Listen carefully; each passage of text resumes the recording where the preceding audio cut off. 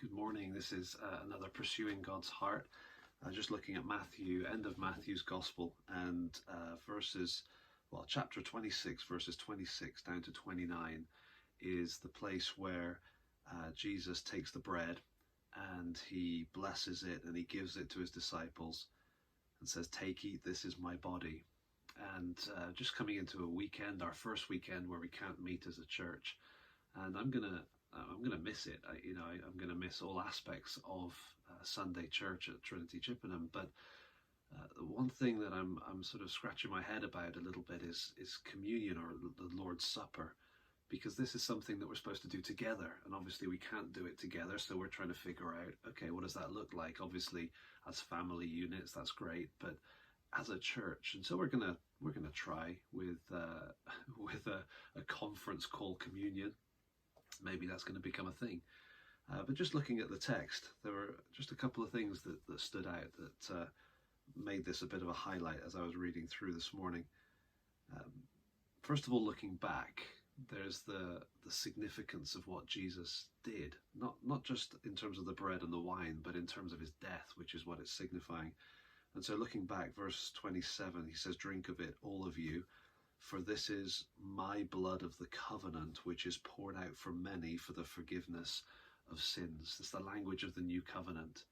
And I just think the more and more I read through the Bible, the more I realize how the new covenant is God's great plan. It really is, in terms of dealing with our sin, our guilt.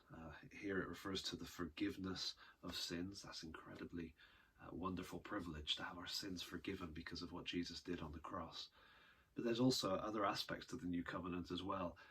The transformation of stony, dead hearts to give us hearts that are alive to God, and then giving us the Spirit, the promised Spirit, like it says in Galatians, that we need to be in communion with God. And so there's just a little reference there, but this blood of the covenant, this is my blood of the covenant poured out for many. So there's that looking back to the significance of his death, but there's also the looking forwards. And verse 29, he says, "I tell you, I will not drink again of this fruit of the vine until that day when I drink it new with you in my Father's kingdom." And I love that as well. I love, especially now, anticipating, just longing to be back together as a church to celebrate communion. But actually, the real longing is anticipating that time when we will be with Jesus and he will drink the fruit of the vine again. I love the fact that he says he won't do it until we get there. That's the kind of God that we have, that not only would Jesus come into this world, go to the cross and die in our place, making possible our forgiveness, making possible our union with him, but also he says, "I'm going to wait."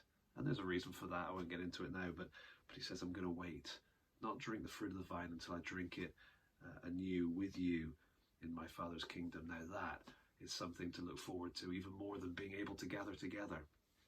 Well, that's another Pursuing God's Heart, and hope it's helpful.